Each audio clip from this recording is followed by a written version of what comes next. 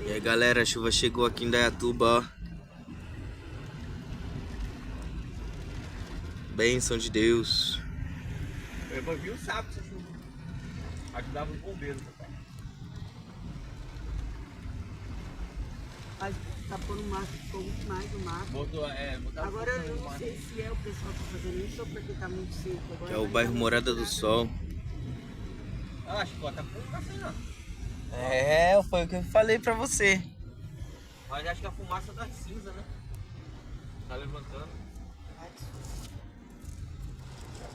Nossa, aqui onde... Esses aqui sábado tava lotado de gente pra olhar o... É isso aí galera, deixa o like, se inscreva no canal. Até o próximo conteúdo.